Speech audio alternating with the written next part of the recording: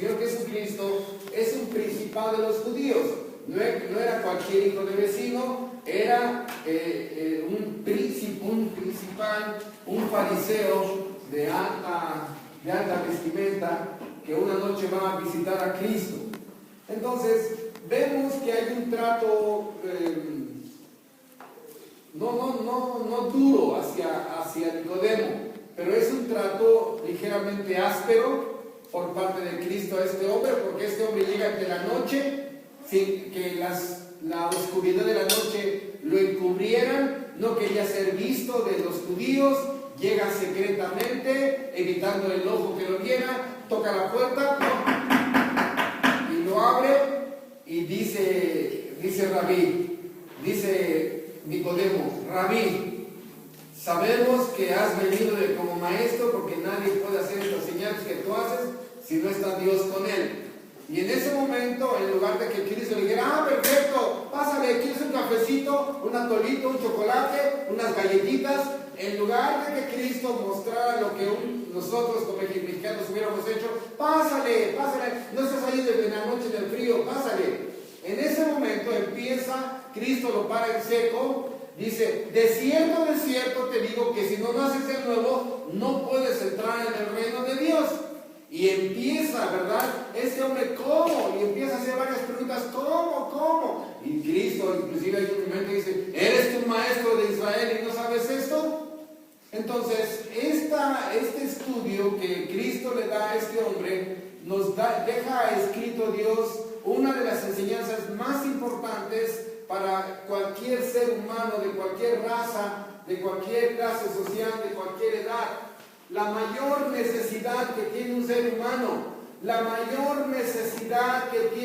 humano, ¿cuál? ¿Tener una carrera? ¡No!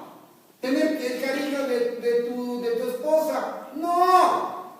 ¿Tener dinero? ¡Que no! La mayor necesidad de un ser humano es la gracia soberana de que Dios te conceda el nuevo nacimiento. El nuevo nacimiento. La gracia soberana cambiándote la naturaleza. El nuevo nacimiento tiene diferentes sinónimos en la Biblia. Regeneración, pasar de muerte a vida, una nueva creación. Ahorita lo vamos a ver, ¿no? Entonces, esta obra de la gracia es concedida a todos aquellos que Dios escoge antes de la fundación del mundo, porque el nuevo nacimiento es dar vida a un cadáver, es darle vida, es una regeneración a la persona. ¿Para qué? Para que al momento en que Dios le da el nuevo nacimiento a esa persona, tiene ojos para ver, tiene oídos para oír, tiene un corazón circuncidado para amar, tiene una mente iluminada para entender. Ahora vamos a ver más cosas, para que esté en condiciones de que Dios en su providencia prepare las circunstancias para que un creyente verdadero le lleve el evangelio de la gracia en Cristo Jesús, y esta persona que estaba muerta, que era un cadáver, esté en condiciones espirituales de oír, de abrazar, de obedecer y de creer el evangelio de la gracia en Cristo Jesús. Por eso la pregunta es, ¿qué es el nuevo nacimiento? ¿Quién lo otorga? ¿Para quién lo otorga? ¿Cuándo lo otorga? Y el propósito de ese nuevo nacimiento. El nuevo nacimiento no es para todos. No es para todos. Y aquí es donde viene esta reacción de muchos arminianos. ¿Cómo que no para todos? No es para todos. ¿Para qué darle Dios vida a una persona si no le va a conceder la salvación? Es inconsistente eso. Por eso, este hombre que llega en la noche es tratado así. La pregunta es, ¿por qué Cristo lo trata así? Bueno, en muchos contextos vemos el trato que Dios le había dado a los fariseos, personas que tenían un grave problema de religiosidad. Toda su religiosidad era totalmente externa, estaban sucios por dentro, aunque se limpiaban por fuera. ¿no? Su atuendo, su aspecto, esa cara de San Crispín, San Crisóstomo, que no rompen un plato y por dentro llenos de podredumbre. Cristo los exhibió públicamente. Cristo mostró toda la hipocresía que había en estas personas que eran verdaderos actores de la piedad y que no había piedad dentro de ellos. Entonces, dice Mateo 5:20, que solamente ellos tenían la justicia de los hombres. Dice Mateo 16:6, dice que era la levadura de los fariseos, la doctrina donde echaban a perder todo. Era una doctrina contaminada por parte de ellos. Muchas veces vemos que tienen buena doctrina, pero ellos empezaban con sus conductas a ensuciarla y a pervertirla. Y hay otro capítulo en Mateo 23, donde, vean ustedes, vale la pena que le tomemos en cuenta ahorita este pasaje de Mateo 23, porque en este pasaje Cristo pronuncia oráculos de maldición sobre de ellos, oráculos de maldición. Y vean desde prácticamente el 80% del capítulo 23 de Mateo 23, el 80%, prácticamente Cristo hace una lista de todos los aspectos farisíacos, religiosos, anticristianos que ellos tenían. Dice Mateo 23:1, entonces habló Jesús a la gente y a sus discípulos diciendo: en la cátedra de Moisés se sientan los escribas y los fariseos. Así que todo lo que os digan que guardéis, guardadlo y hacedlo, mas no hagáis conforme a sus obras, porque dicen y no hacen. Característica de un fariseo: dice, sí hermano, sí voy a ir, sí hermano, sí voy a hacer, sí hermano, sí voy a estar, y no hacen. Dice 4, porque atan cargas pesadas y difíciles de llevar y las ponen sobre los hombros de los hombres, pero ellos ni con un dedo quieren moverlas. Ponen cargas. 5, antes hacen todas sus obras para ser vistos. Exhibicionismo religioso, poner cara de San Crispín, pues ensanchan sus filacterias y extienden sus flecos de sus mantos. Dice 6, aman los primeros asientos en las cenas y las primeras sillas en las sinagogas y las salutaciones en las plazas, y que los hombres los llamen rabí, rabí. Pero vosotros no querráis que os llamen rabí, porque uno es vuestro maestro, el Cristo, y todos vosotros sois hermanos. Y no llaméis Padre vuestro a nadie en la tierra, porque uno es vuestro Padre, el que está en los cielos. Ni seáis llamados maestros, porque uno es vuestro Maestro, el Cristo. El que es el mayor de vosotros sea vuestro siervo, porque el que se enaltece será humillado, y el que se humilla será enaltecido. Y ahora pronuncia Cristo 8 oráculos de maldición sobre esta secta judía. Mas ay de vosotros, escribas y fariseos hipócritas, porque cerráis el reino de los cielos delante de los hombres, pues ni entran ustedes ni dejan entrar a los que están entrando. Ay de vosotros, escribas y fariseos hipócritas, porque devoráis las casas de las viudas y como pretexto hacen largas oraciones, y por eso recibirán mayor condenación. Ay de vosotros, escribas y fariseos hipócritas, porque recorren mar y tierra para hacer un prosélito, y una vez hecho le hacen 2 veces más hijo del infierno que vosotros. El cuarto oráculo: ay de vosotros, guías ciegos, que dicen, si alguno jura por el templo no es nada, pero si alguno jura por el oro del templo es deudor. Insensatos y ciegos, porque ¿cuál es mayor, el oro del templo que santifica el oro? Porque también decís, si alguno jura por el altar no es nada, pero si alguno jura por la ofrenda que está sobre él, es deudor. Necios y ciegos, porque ¿cuál es mayor, la ofrenda o el altar que santifica la ofrenda? Pues el que jura por el altar, jura por él y por todo lo que está sobre él. Y el que jura por el templo, jura por él y por el que la habita. Y el que jura por los cielos, jura por el trono de Dios y por aquel que está sentado en él. Ay de vosotros, escribas y fariseos hipócritas, porque diezman la meta y el eneldo y el comino, y dejan lo más importante de la ley, la justicia, la misericordia y la fe. Esto era necesario hacer sin dejar de hacer aquello. Guías ciegos, que coláis el mosquito y tragáis al camello. Ay de vosotros, escribas y fariseos hipócritas, porque limpian lo del vaso de fuera y del plato, pero por dentro están llenos de robo y de injusticia. Fariseo ciego, limpia primero lo de adentro del vaso y del plato, para que también lo de fuera sea limpio. El séptimo oráculo. Ay de vosotros, escribas y fariseos hipócritas, porque sois semejantes a sepulcros blanqueados, que por fuera la verdad se muestran hermosos, mas por dentro están llenos de huesos de muertos y de toda inmundicia. Así también vosotros por fuera la verdad os mostráis justos a los hombres, pero por dentro están llenos de hipocresía e iniquidad. El octavo oráculo.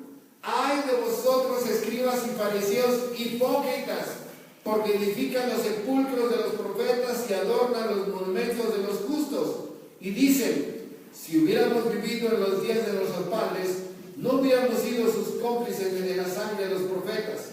Así que dan testimonio contra ustedes mismos de que son hijos de aquellos que mataron a los profetas. Vosotros también llenad la medida de vuestros padres, serpientes, generación de víboras. ¿Cómo escaparán de la condenación del maligno? Por tanto, he aquí que yo os envío profetas y sabios escribas, y de ellos a unos matarán y crucificarán, y a otros azotarán en vuestras sinagogas, y perseguirán de ciudad en ciudad. Y para que venga sobre ustedes toda la sangre justa que ha sido derramada sobre la tierra, desde la sangre de Abel, el justo, hasta la sangre de Zacarías, hijo de Berequías, a quien mataste entre el templo y el altar. De cierto os digo que todo esto vendrá sobre esta generación. Esto nada más era para complementar el trato de pronto severo que le hace Cristo a Nicodemo, ¿sí? De todo lo que ya había en este bullying, ¿no?, religioso que terminaron haciéndole los fariseos hacia Cristo. Y entre ellos, repito, un predestinado. Más adelante sabemos que este hombre muestra marcas de regeneración. Y este hombre que va en la noche a buscar, Cristo lo confronta de esta manera y dice, sabemos, ¿no?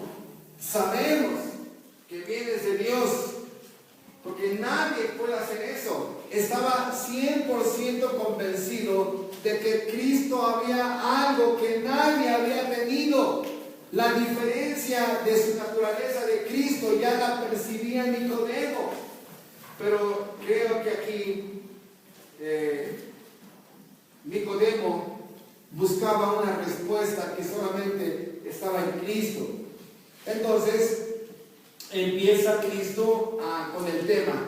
No le invito café, unas galletitas. Dice, necesitas nacer de nuevo, nacer de arriba, nacer del cielo. Las palabras intercambiables, tener vida eterna, ser salvo, porque son palabras intercambiables. El que nace de nuevo tiene vida eterna, así es. ¿Es salvo? Sí. ¿Ha sido regenerado? Sí. ¿Ha sido el lavamiento de la regeneración? Sí.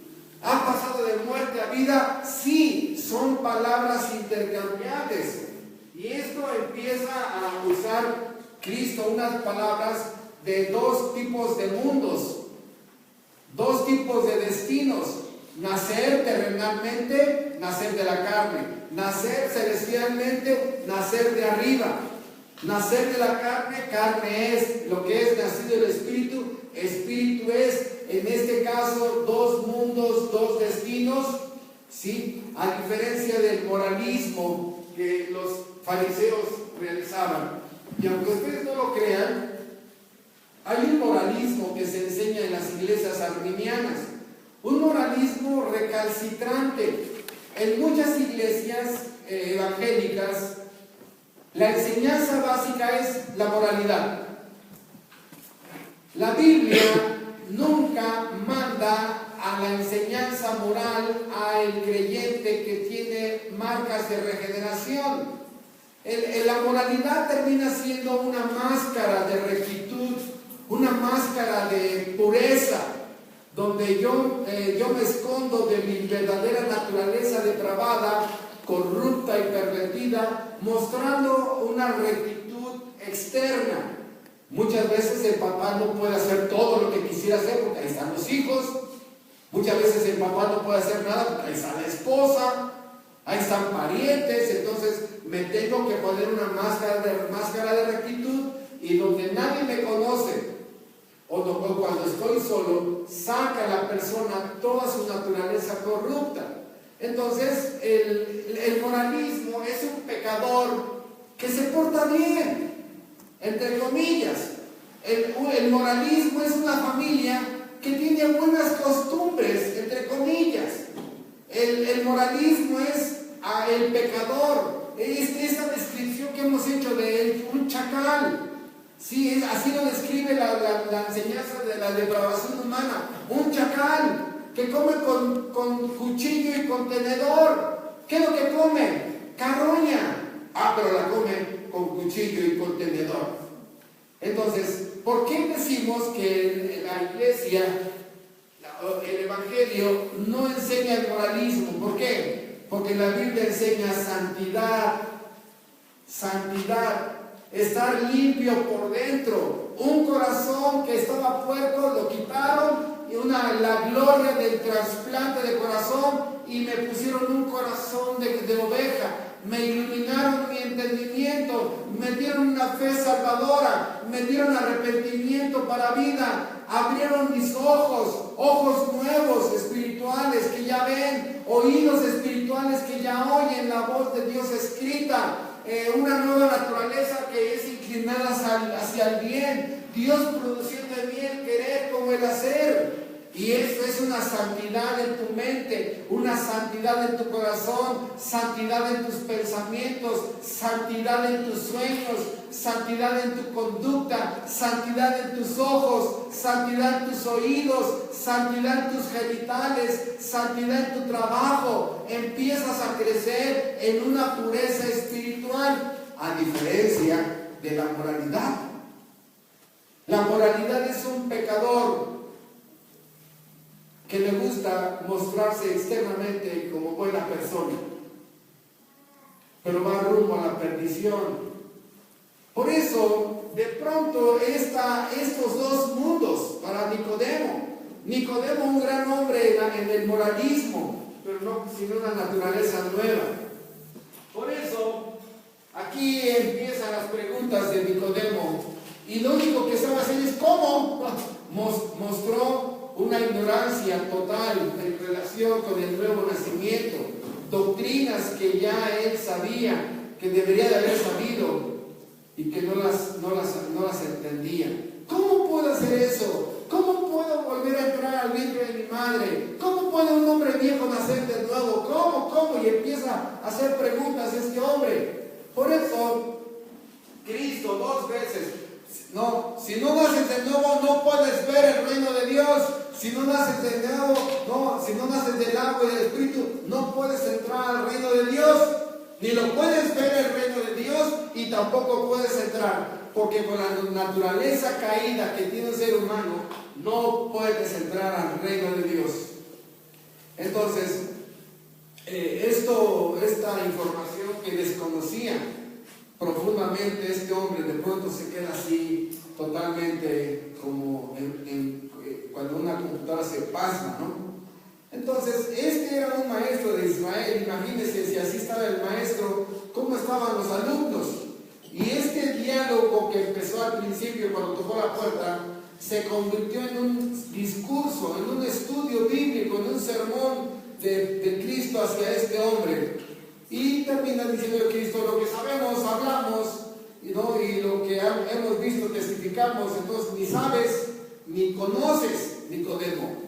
Por eso vemos que el error más grande teológico de Nicodemo es que no conocía la regeneración.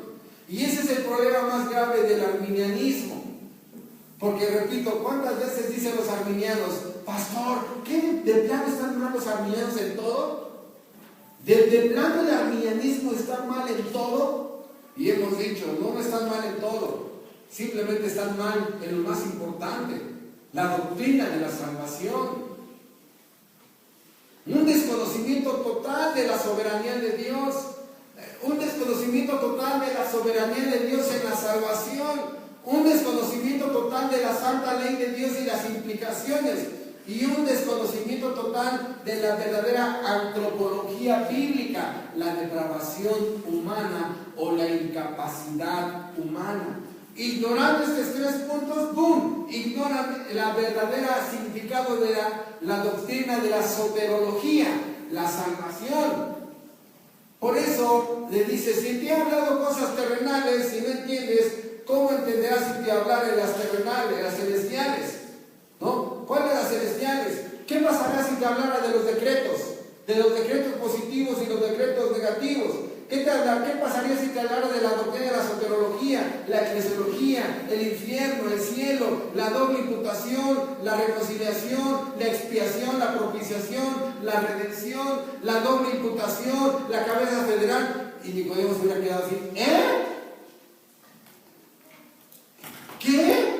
Y así es el problema, el grave problema del arminianismo. Quítale su hora de alabanza que ponen, quítale sus testimonios que dan, quítales el circo que de pronto se fabrica en esas iglesias arminianas. ¿Qué queda? Nada. 10 o 15 minutos de un versículo, una enseñanza donde le ponen lo que aprendieron en Face, en Internet y todo eso, y es una pequeña mezcla donde a la mera hora es un 5% de teología. ¿Qué queda? Nada. Por eso, aquí Nicodemo, siendo principal un fariseo, no enseña más que ritos, ceremonias, liturgia. Párense, hínquense, persínense. Solamente ritos, llenos de ritos. Por eso, este plan eterno de redención ya había sido mostrado en diferentes partes que vemos del Antiguo Testamento, y aquí menciona la serpiente, ¿no? De un pasaje de Números capítulo 21, donde rápidamente vamos a leerlo para que entendamos el conocimiento. Números está un poquito antes de llegar a Apocalipsis. No van a tener problemas en encontrarlo, un poco antes de Apocalipsis lo van a encontrar. Y dice, Números 21, versículo 4. Después partieron del monte de Or, Números 21, 4. Después partieron del monte de Or, camino del Mar Rojo, para rodear la tierra de Edom, y se desanimó el pueblo por el camino.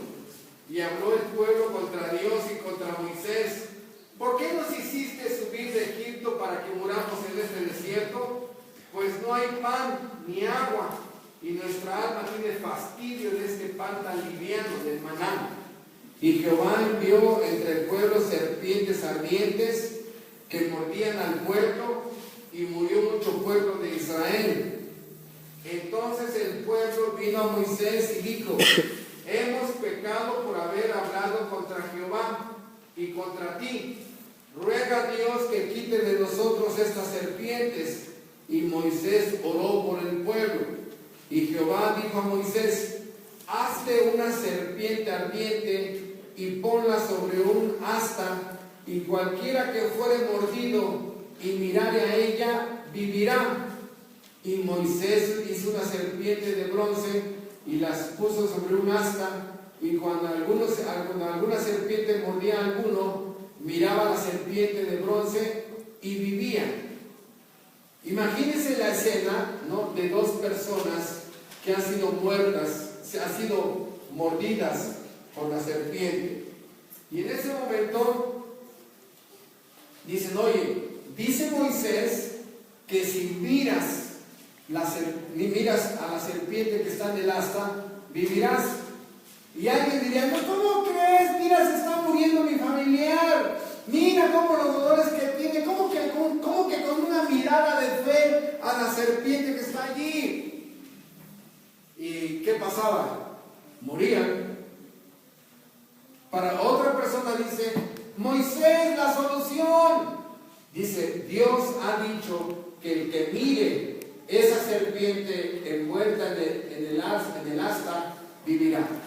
Y aquí es donde viene la fe. Creer, no creer en Dios, sino creerle a Dios. Moisés, ¿qué dijo Jehová? Que mires la serpiente, que creas mirando la serpiente, vivirás. Y aquí es la diferencia de creerle a Dios o no creerle a Dios. Ese es el problema del incrédulo. Es ilógico, es irracional, es antiintelectual. ¿Cómo crees que mirando se va a sanar? Este es el problema. Incredulidad, creerle a Dios. ¿Y qué tiene que ver todo esto? Bueno, vean ustedes el paralelismo que hay entre Cristo. Dice, así como la serpiente fue levantada en el desierto, así es necesario que el Hijo de Dios sea levantado. ¿Dónde iba a ser levantado? En una cruz. Allí iba a ser levantado para que todo aquel que en Él creyera no se pierda, mas tenga vida eterna. Aquí, al igual que en la serpiente, la mirada de la fe salvadora. La fe salvadora es un don de Dios. La fe salvadora no es una fe que el hombre produce, es una fe que le es concedida a esa persona. Y así como los que miraron la serpiente vivieron, así el que mire al Hijo de Dios vivirá. Por eso hay una relación entre estas dos figuras. En ambos casos, la muerte amenazaba como castigo por el pecado. ¿Por qué? Porque los habían mordido, porque era un juicio contra ellos. En ambos casos, es Dios mismo quien concede su gracia soberana a los que miraban a la serpiente y a todo aquel que crea en Cristo. En ambos casos, el remedio consiste en alguien que va a ser levantado a la vista de otros. Repito, la serpiente o Cristo. También en ambos casos, todos los que con un corazón creyente miren serán curados. Y también uno hablaba de muerte física, la muerte de la serpiente, y otro habla de la muerte espiritual, la muerte eterna, por no haber mirado a aquel el Hijo que Dios levantó en la cruz de Calvario.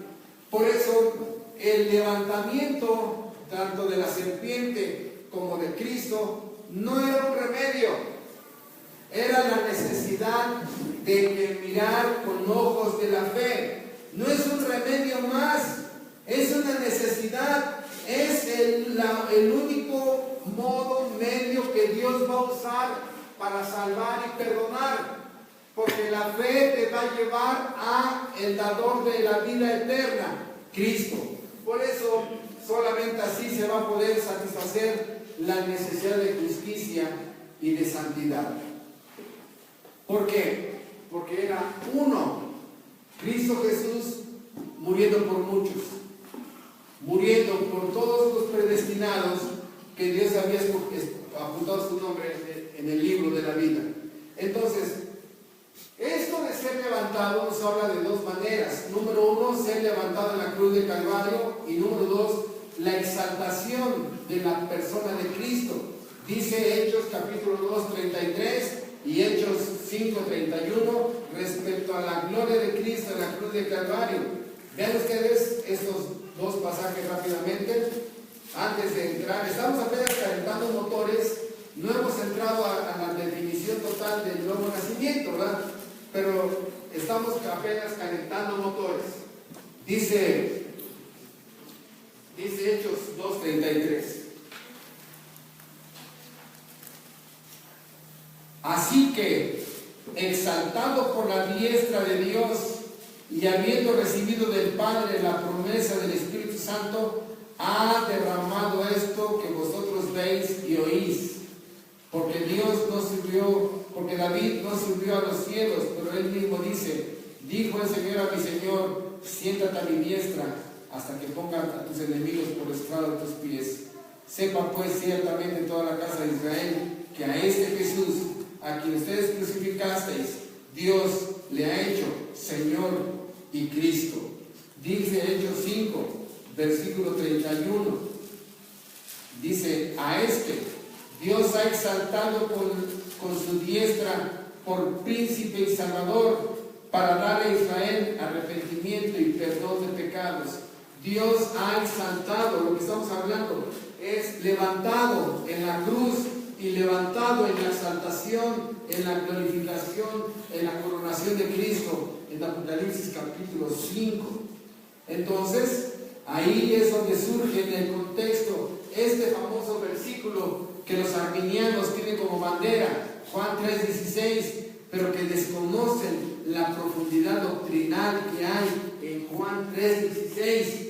Su carácter, de tal manera amó el autor, Dios, el objeto, todo aquel que en él cree, el don, su Hijo, de tal manera, dice, un amor infinito, inmedible, para que no se pierda. Ahí está la condenación. Perdidos, no saben ni en dónde están, ni a dónde van, ni de dónde vienen, no saben encontrar un camino. Por eso no dice Dios y dice el arminiano, es que vino a salvar al mundo. Arminiano, quiero decirte que Cristo está usando el lenguaje judío para que el judío entienda, porque el judío entendía que nada más había dos tipos de ciudadanos en este mundo: judío y gentil. Judío y gentil. ¿Cómo miraban los judíos a los gentiles? Como una raza de cuarta, quinta categoría. Entonces, la frase judío más gentil igual a mundo. Lo que Cristo está diciendo es que Dios mandó salvación para judíos y también para gentiles. Que gentiles estaban incluidos en el decreto de salvación para que juntos, judío y gentil, formaran un nuevo pueblo, el pueblo de Dios, de los predestinados.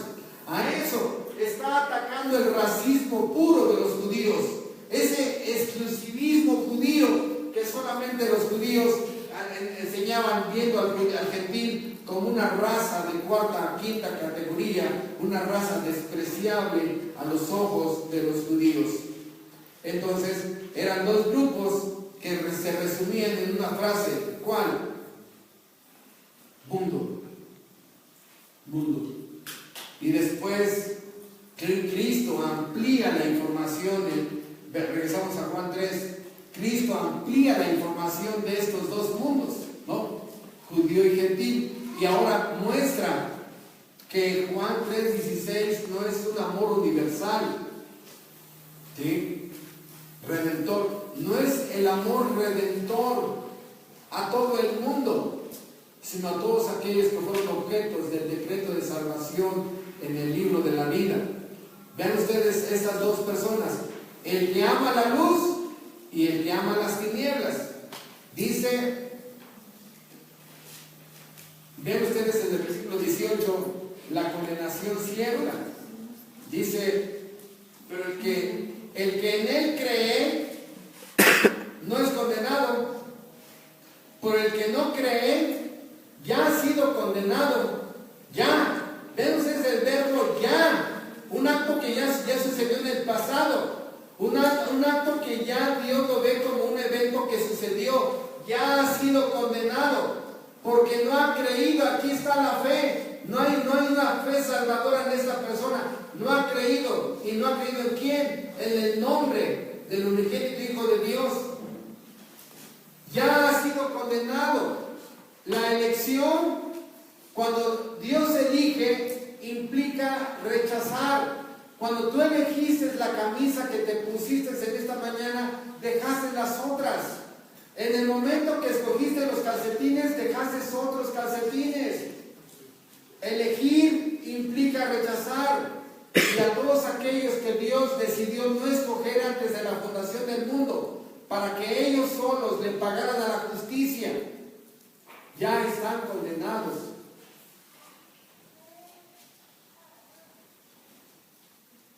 no quiero desviarme mucho porque no tengo el tiempo para aclarar más cosas. Dios, antes de la fundación del mundo, en un acto soberano, decidió escoger a un grupo de personas para salvación. Y lo que hemos dicho, ¿no? Este ejemplo que hemos puesto aquí el globo terráqueo, ¿no? Donde hay seres humanos y Dios decidió escoger a unos por gracia y a otros decidió aplicarles la justicia, ¿sí? Porque la paga del pecado es la muerte. Y hemos dicho miles de veces, hacer justicia no es cometer injusticia. Si a estas personas que Dios no escogió, decidió aplicarles justicia, ¿qué injusticia se está cometiendo contra esas personas? Ninguna. Y a los que escogió por gracia, dicen alguien, no, pero ¿cómo crees? Entonces a estos hayan hecho cosas muy malas, ¿se van a ir al cielo? Y la respuesta es sí. ¿Cómo? Porque a ambos grupos, a los no escogidos y los escogidos, les va a caer la justicia. A los dos, nada más que a los no escogidos, les va a caer en sus propias personas. Y a los escogidos por gracia, a través de un sustituto redentor que es Cristo Jesús. De tal manera que a ambos grupos les cayó la justicia. A ellos en su persona y a los escogidos por gracia en un sustituto redentor.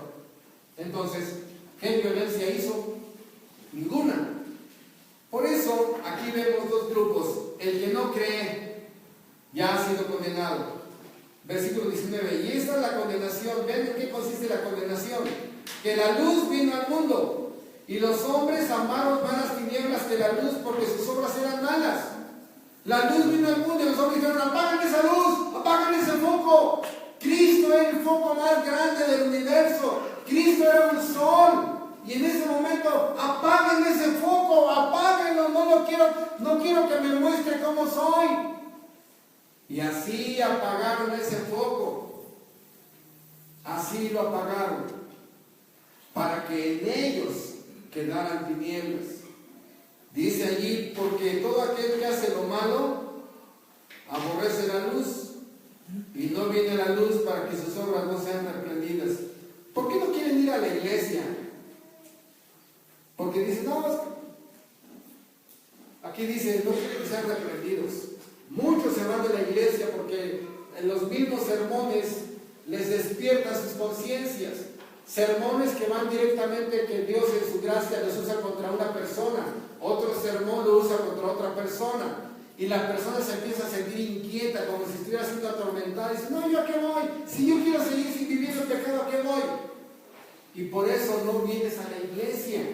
Por eso no van. Porque es lo que hemos dicho, el fototropismo positivo y el fototropismo negativo.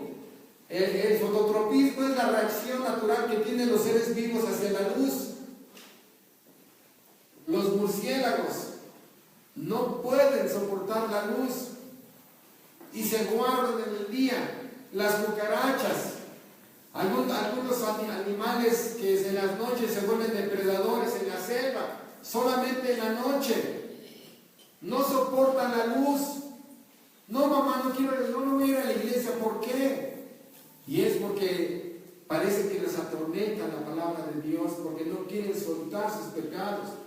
Y así es el fototropismo, que a un animalito le pones la luz y parece que lo ciegas. Pero sin embargo hay otros animales que les gusta la luz.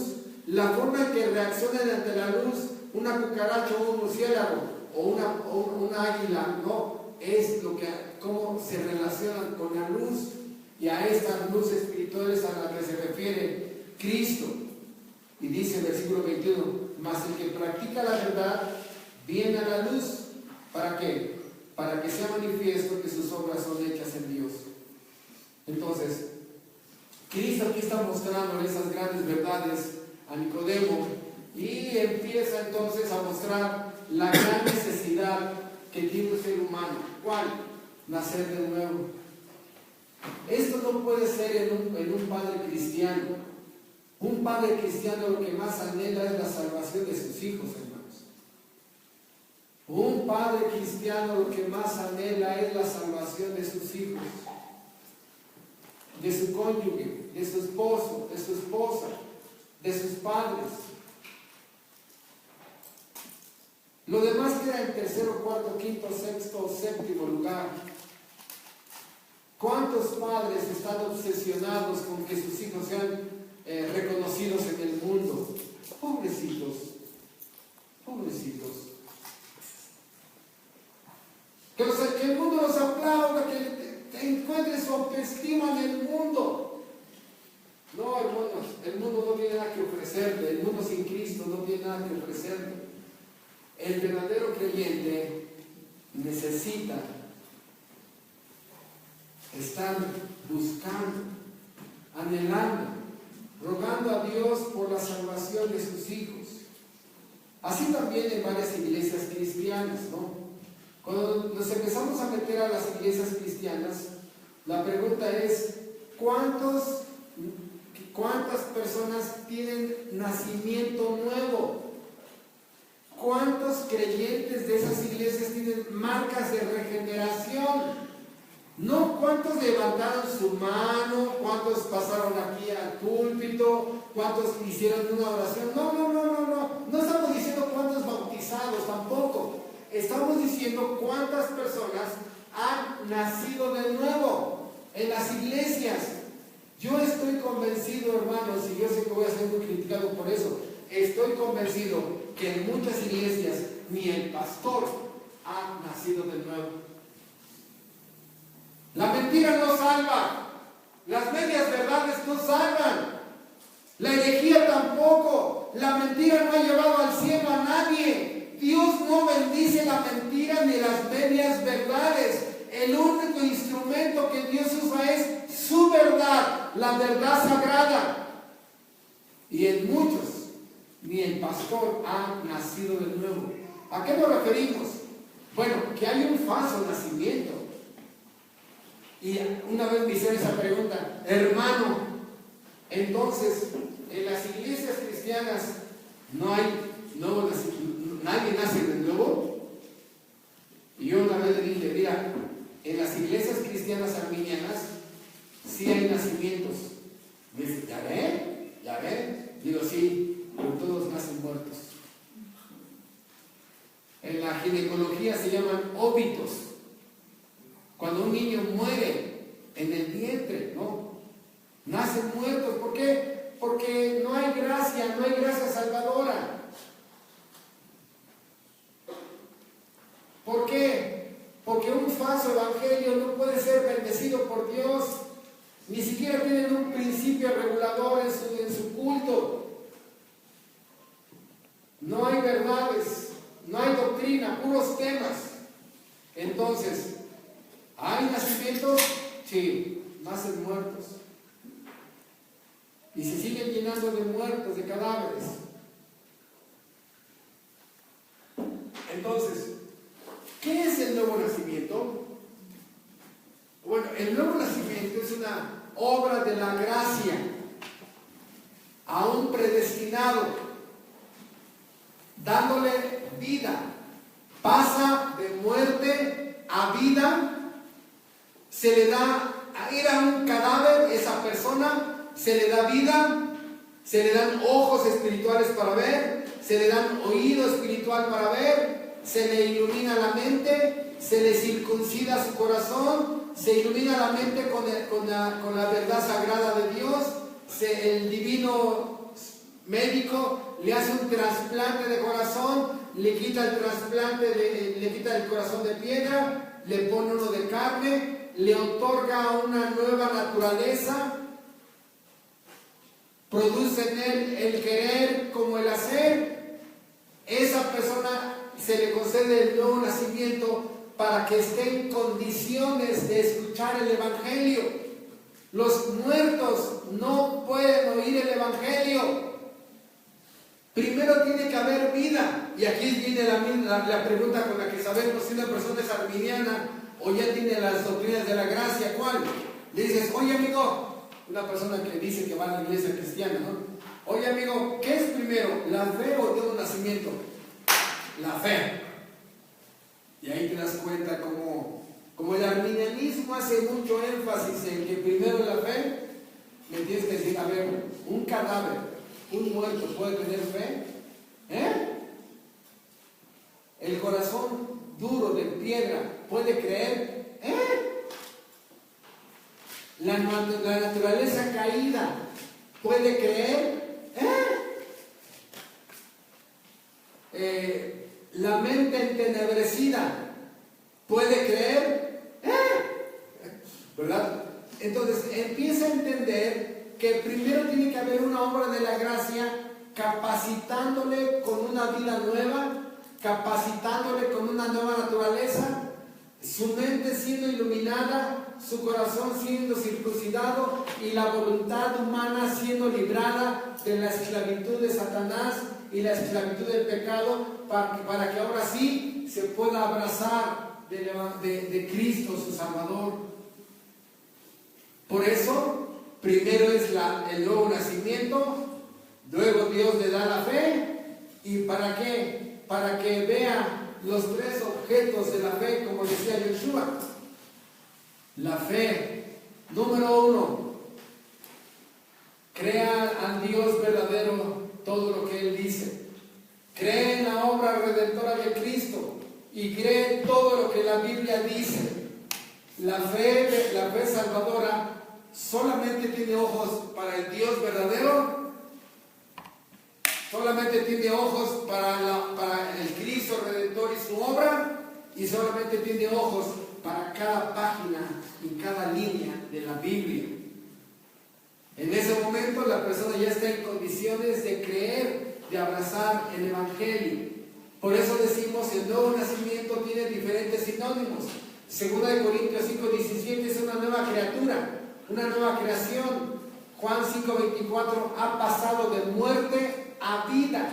Tito capítulo 13 le llama el lavamiento de la regeneración. Entonces dice Cristo, ¿no?, que es nacer también de lo alto. Todo esto y este nuevo nacimiento, repito, le otorga una nueva naturaleza.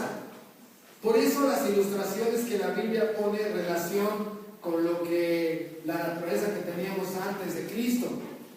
O sea, la Biblia enseña que sin Cristo tenemos una naturaleza adicta al pecado. No puedes dejar de pecar, ni tú mismo te aguantas. O sea, la esclavitud al pecado, sabes que estás mal, sabes que ya no quieres hacer eso y lo sigues haciendo, sabes que quieres hacer el bien y no puedes hacerlo. Hay una esclavitud en tu mente al pecado, hay una esclavitud en tus pensamientos al pecado, hay una esclavitud inclusive en tus sueños al pecado, en lo que ves, en lo que oyes, en lo que hacen tus manos. Y no podemos sin Cristo, sin esa nueva naturaleza. Lo que hemos dicho es un chacal. A ese chacal que tiene una naturaleza de chacal, que come carroña, Dios le quita su corazón de piedra, le pone un corazón de oveja y empieza a comer pasto. ¿Cómo que el chacal come pasto? Llegan sus amigos chacales y yo te conozco. Si tú nunca comías pasto, ¿qué te crees? Pues es una nueva naturaleza la que le lleva a una vida nueva. Es lo que hemos dicho del gusano a la mariposa. Gusano, esos 2 o 3 textos que hay en la Biblia de gusano, alguien que se arrastra, alguien que se denigra, ¿no? Esa frase de ser arrastrados. Y así es el gusano. Hombres que se arrastran por una mujer, mujeres que se arrastran por un hombre, por dinero, por fama, por una posición política, por una posición social, ¿no? Para que encuentres tu supuesta dignidad en el mundo. Esa gente de Big Brother, que en la primera sesión de Big Brother, que querían ser famosos, donde se arrastraron, se degradaron, se devaluaron, toda su intimidad la vendieron por 5 minutos de fama. Entonces, ese gusano que se sube a un árbol, en una rama teje un capullo, y después de varias semanas sale una hermosa mariposa. es la misma persona con una naturaleza diferente. Es una mariposa que había sido gusano. Esa mariposa siempre recordará que fue gusano. Y es lo que recordamos siempre, cuando yo era gusano y me arrastraba por esto, por aquello y por lo otro. Pero ahora la mariposa es libre y su mundo es la miel y la flor. Es libre ¿para qué? Es libre para hacer lo bueno, lo justo y lo santo. Es libre ya para obedecer a Dios. Antes era esclavo del pecado, no podía obedecer al 100. Y ahora sí puede. Es libre para obedecer a Dios en toda la voluntad que Dios le demanda. Por eso se llama el que está en Cristo, dice 2 Corintios 5:17, el que está en Cristo, nueva criatura es. He aquí todas cosas son hechas, no, y lo pasado ha sido ya pasado. Por eso Dios nos hace nueva creación, y esta nueva naturaleza, que es una nueva creación, nos da una nueva voluntad que es libre, repito, una nueva voluntad que es libre para hacer lo justo, lo santo y lo verdadero. Es una relación nueva con el Dios verdadero. Es una nueva relación con el Cristo de la Biblia, el Cristo Redentor. Es una nueva relación con la Biblia. Nunca antes la habías leído, ni sabías de la existencia de la Biblia. Y ahora es una nueva relación con la Biblia. También hay una nueva relación con una iglesia cristiana neotestamentaria. Una iglesia nueva, verdadera, neotestamentaria, que tiene la doctrina y la práctica cristiana. Es una nueva relación con hermanos en la fe, hermanos que tengan marcas de regeneración. Es una nueva relación con el prójimo. Antes buscabas cómo robarlo, cómo transearlo. Ahora buscamos que sean salvos, perdonados y eternamente felices. Es una nueva relación contigo. Antes ensuciabas tu cuerpo, lo contaminabas, y ahora te das cuenta que tiene que ser un templo del Espíritu Santo.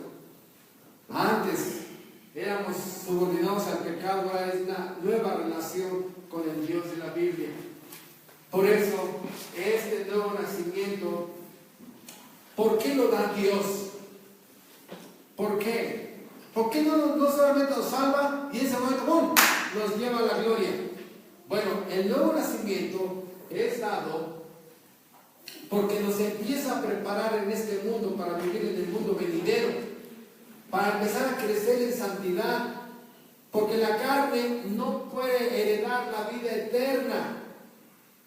Y este nuevo nacimiento nos empieza a capacitar para vivir en el mundo venidero. Desde aquí empezamos a temer a Dios, con ese temor reverente. Empezamos a amarlo, gracias a la nueva naturaleza. Gracias a la nueva naturaleza. Por eso, ¿cuántas veces hemos escuchado, hermano, trato de hacer lo que Dios me pide y no puedo? Trato de ya buscar agradar a Dios y no puedo. Trato de ya dejar ese pecado y no puedo. Y entiéndelo, no puedes porque sigues viviendo en la naturaleza de chacal. Sigues viviendo en esa naturaleza de gusano. Hasta que no venga esa metamorfosis espiritual llamada nuevo nacimiento, no tendrás la nueva naturaleza que te ayudará a vivir en la voluntad de Dios. Tu problema no es que quieras reformar tu naturaleza. La naturaleza caída no se puede reformar. La naturaleza caída no le puedes hacer algún movimiento para dejarla óptima. La naturaleza nueva es un don de la gracia de Dios. Por eso, tú ves que a muchos creyentes les es fácil vivir algo que para ti es bien difícil. ¿Por qué? Porque lo más seguro es que no has nacido de nuevo. Has hecho ciertas reformas, pero no te ha cambiado el nuevo nacimiento, tu naturaleza. Por eso para el creyente, lo que veíamos hoy en el devocional de Yeshua, de que el que es nacido de Dios no practica el pecado. ¿Por qué? Porque la nueva naturaleza te impide quedarte en el chiquero. Pregunta, para un puerquito, una puerquita, ¿es natural revolcarse en el estiércol de su chiquero? La respuesta es sí. ¿Por qué? Pues porque es puerca. Por eso, porque es puerca. Pero si un cordero o una cordera anda ahí jugando y por error se resbala y se cae dentro del chiquero, ¿se queda nadando en el chiquero la ovejita? No, ¿verdad? ¿Por qué? Porque su naturaleza le prohíbe eso. Para la puerca es natural, para esa gatita no, va en contra de su naturaleza. Es la diferencia entre el puerco y un gato. ¿Ves que el gato constantemente se está lavando? La puerca no. Entonces, esta nueva naturaleza es la que nos va llevando de día en día, ¿verdad?, a hacer la voluntad de Dios. Pero esa nueva naturaleza, quiero que entiendan un punto.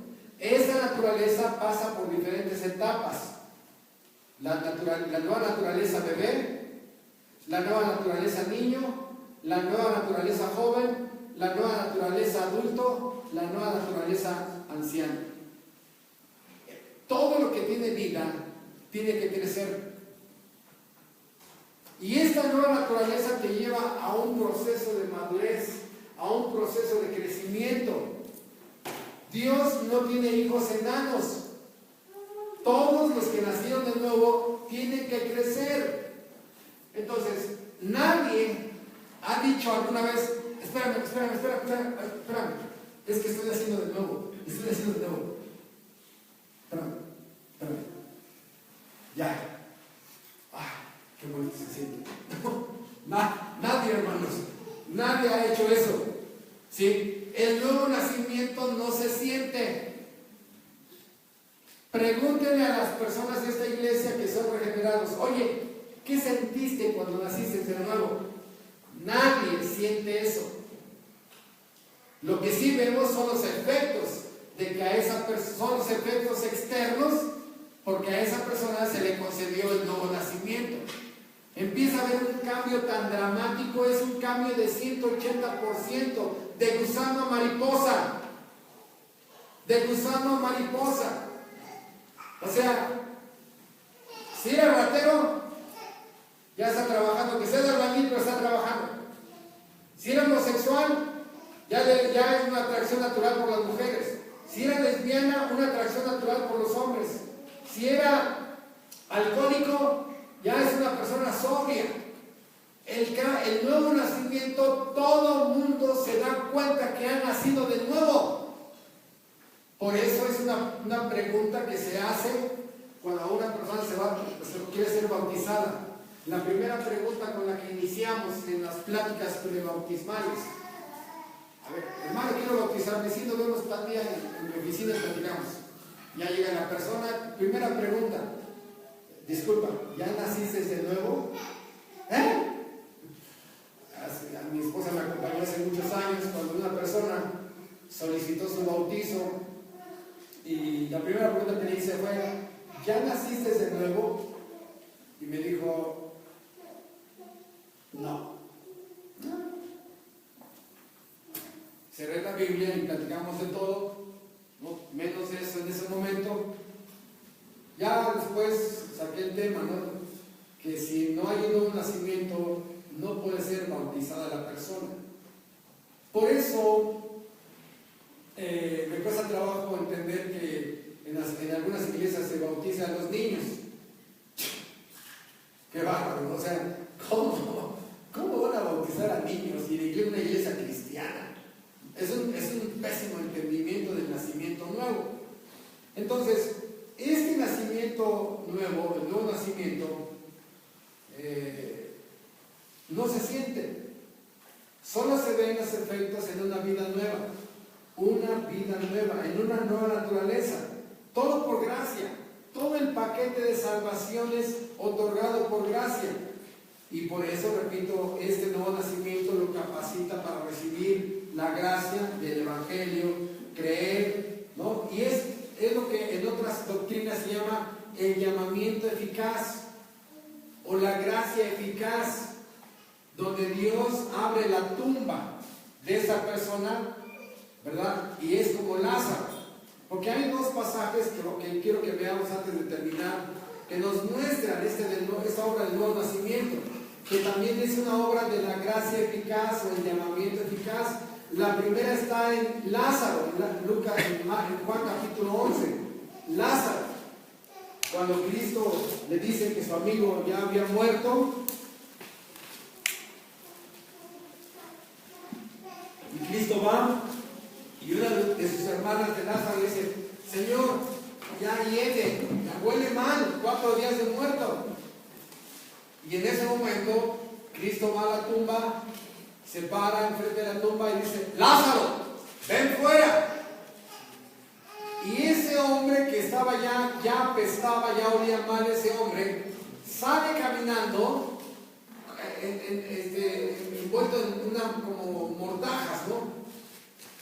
Pregunta: ¿qué tuvo que haber habido antes del llamamiento eficaz? La gracia de Dios, ¿qué hizo antes de la gracia eficaz? El nuevo nacimiento.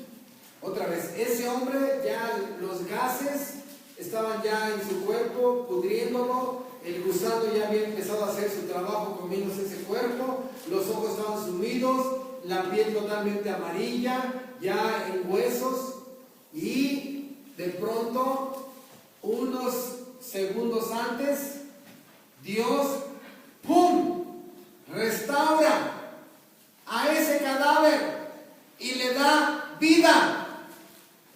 La resurrección de Lázaro es la ilustración del nuevo nacimiento. Unos segundos antes o unos minutos antes, Dios restauró el cuerpo de Lázaro y lo puso en condiciones dándole vida, para que al momento de tener vida, ese cuerpo restaurado escuchara la voz de su Señor: Lázaro, ven fuera. Y ese cadáver, que ya no era cadáver, ahora era un ser vivo, escuchó la voz de su Señor y salió.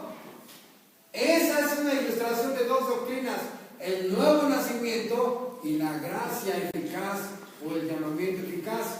Y vean ustedes otro en el libro de Ezequiel. En el libro de Ezequiel vemos otra ilustración. Ezequiel 37. Otro pasaje que nos muestra esta gran verdad.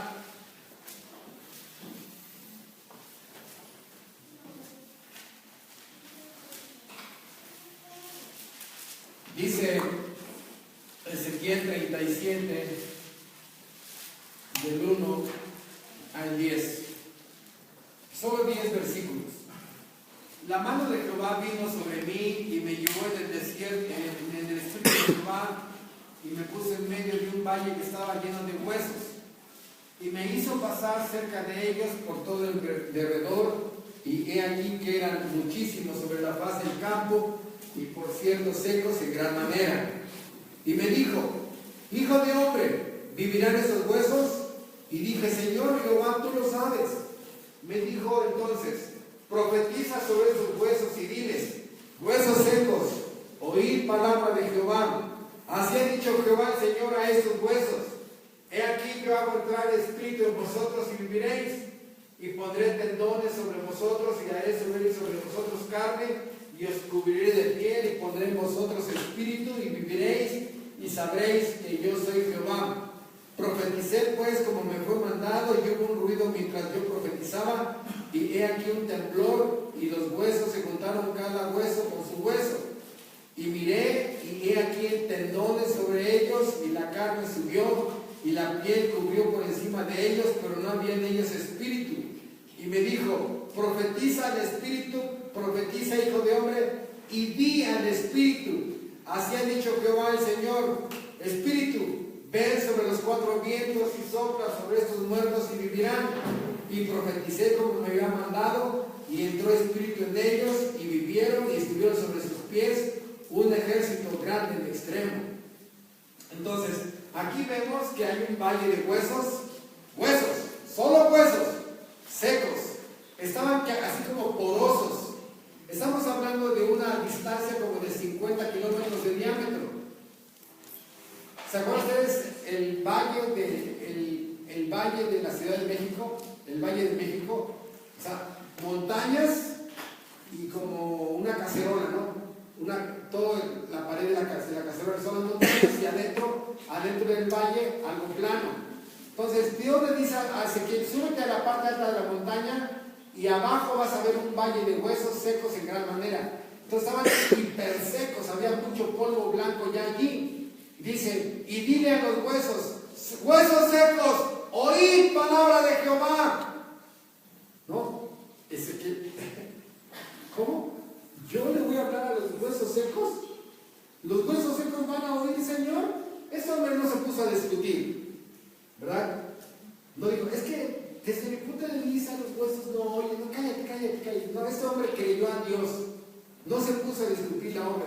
Sube a la montaña y en ese momento habla: huesos secos, oíd palabra de Jehová. Y dice que primero se juntaron los huesos con los huesos, puros esqueletos. ¿Para qué sirve un ejército de calaveras, de esqueletos? ¿Para qué sirve? Para nada. Con un piedrazo tiras a todos ellos. Después, ya a esos esqueletos se les juntó piel, órganos, tendones, y ya eran así como seres vivos, pero muertos. ¿Para qué sirve un ejército de cadáveres? Y a la tercera dice, profetizó el Espíritu: Espíritu, ven y sopla vida sobre estos muertos y vivirán. Esto es lo que hace el nuevo nacimiento.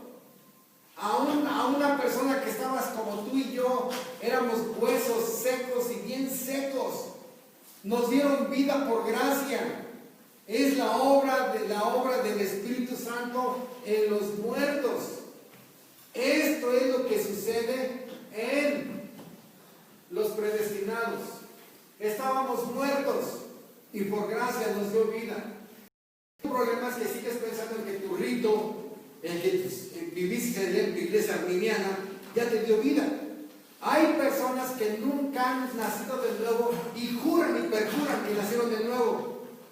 Y simplemente les mostramos que no tienen marcas de regeneración, solamente simpatizan con las iglesias cristianas, pero se aferran a que tienen vida espiritual. Allá ellos son como esas calaveras, son como estos zombies, pero están muertos, aferrándose. No, hermano, es que el apóstol fulano me bautizó, el profeta fulano me bautizó. Si no tienes marcas de regeneración, estás muerto, con todos los ritos que hayas pasado. Hermanos, el llamamiento eficaz es como si el mundo fuera un gran cementerio. El mundo fuera un gran cementerio en el que Cristo se para enfrente de una tumba y le dice: Alberto Hernández, ven. Y Dios saca a ese cadáver llamado Alberto Hernández y lo trae a la vida. Y en ese momento a ese cadáver le dan luz. Esas mentes que estaban entenebrecidas le da luz, le da un corazón nuevo, le cambia su naturaleza nueva, le libra su voluntad, produce Dios el querer como el hacer, lo justifica, lo perdona, lo salva, lo redime, lo reconcilia, lo adopta. Pero no abre todas las tumbas. No depende del que quiere ni del que corre, sino del que Dios tiene misericordia. Ese es el gran problema. La salvación pertenece a Jehová. La salvación es de Él, no es del hombre.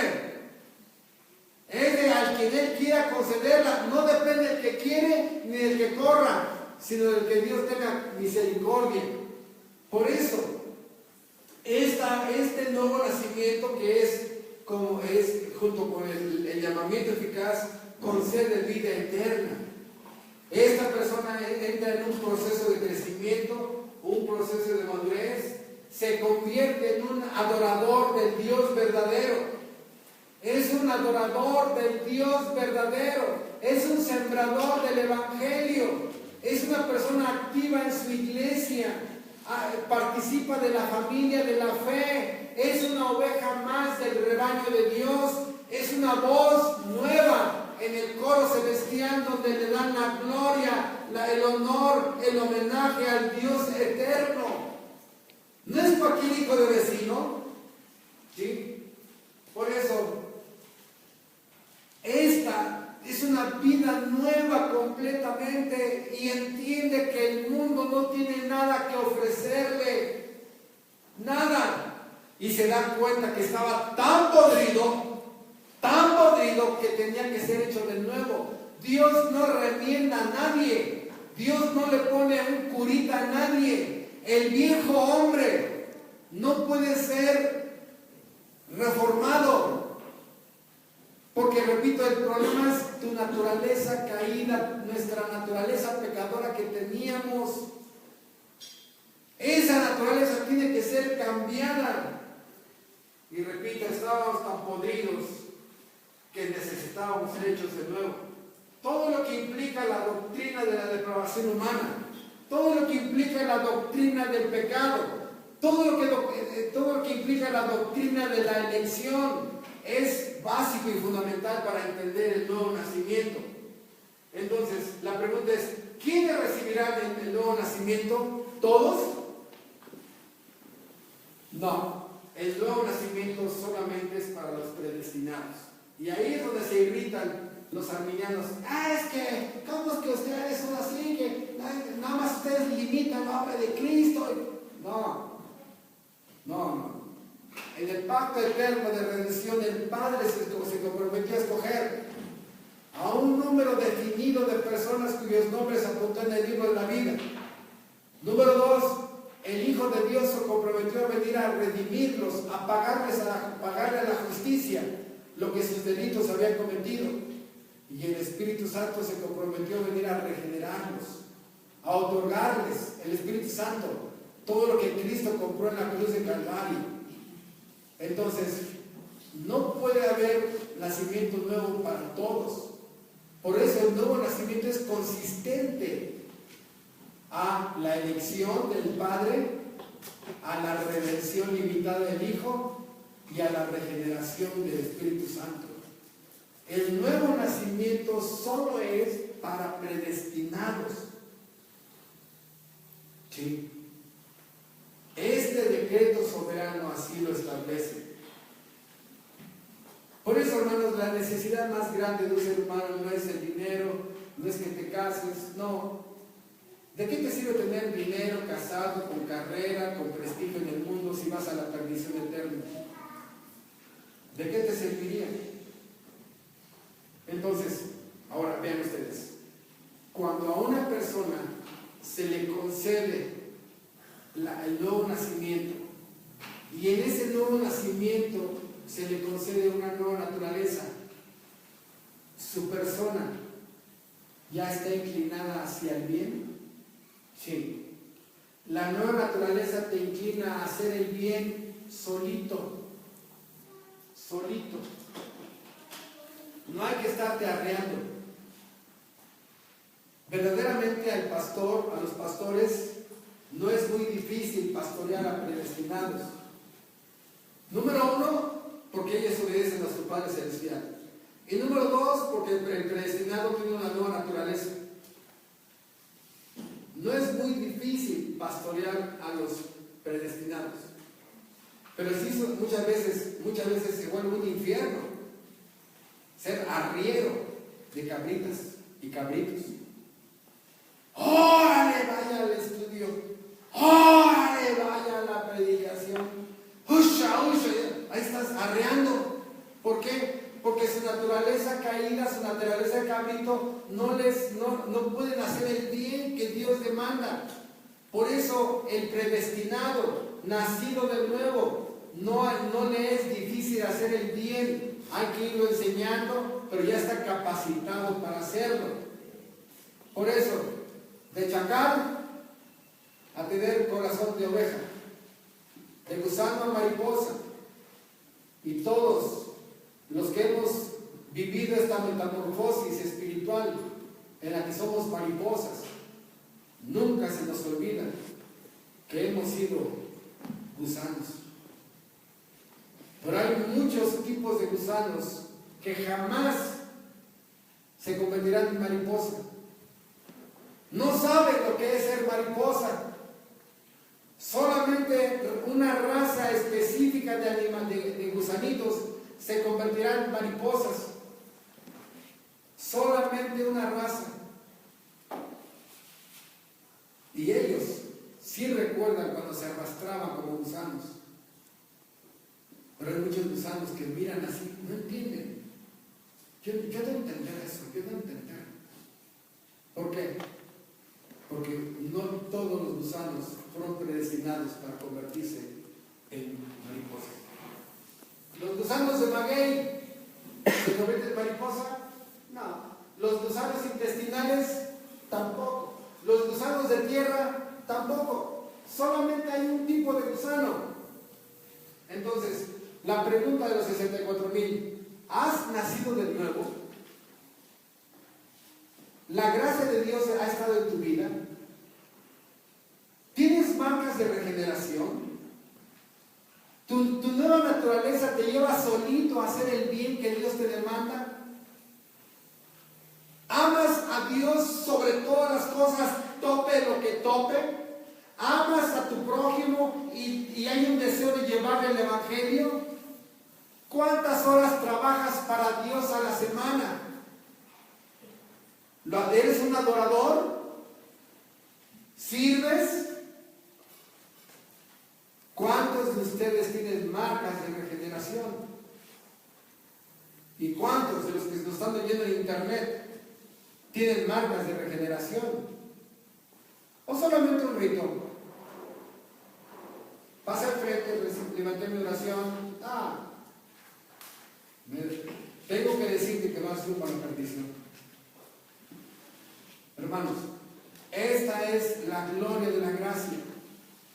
¿En dónde se nace de nuevo? En cualquier parte donde estés, invoca la cruz de Cristo.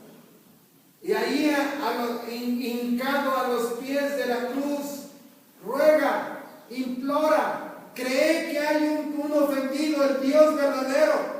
Cree que lo ofendiste escupiendo su santa ley. Cree que esa obra de redención en el que Él resucitó te perdona. Cree que Él le pagó a la justicia todo lo que tú le debías. Y suplica a Dios que te dé la fe salvadora y el arrepentimiento para vida. Y entonces sabrás lo que es tener esa gloriosa metamorfosis espiritual. Dios te concede esa gracia. Nuestro Padre Celestial, te damos las gracias de la gloria que hay en tu gracia salvadora, concediendo el nuevo nacimiento.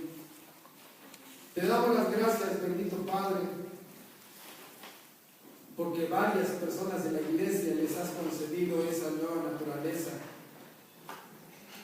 Te damos las gracias de que en esta iglesia sí hay personas con marcas de regeneración, que no estamos perdiendo el tiempo los domingos, que te estamos dando adoración a la gloria de tu nombre, a la majestad de tu divinidad. Y hoy que entendemos esta doctrina del nuevo nacimiento, es más impresionante para nosotros todo lo que estuviste haciendo, que pensaste en cada predestinado antes de la fundación del mundo y que te sigues acordando providencialmente de cada uno, cada día. Te damos las gracias por tu palabra y te suplicamos que tu gracia nos ayude a no descansar hasta no ver en nuestros hijos tu gracia del nuevo nacimiento. Te rogamos que anhelemos más la vida espiritual de nuestros hijos, que la gloria reine en el mundo. Te rogamos por nuestros hijos, por los hijos de cada hermano de la iglesia, que tú en tu gracia les concedas la gloria del nuevo nacimiento. Te damos las gracias por tu palabra en Cristo Jesús. Amén. Muchas gracias. Recuerden que el próximo sábado está la sesión del instituto.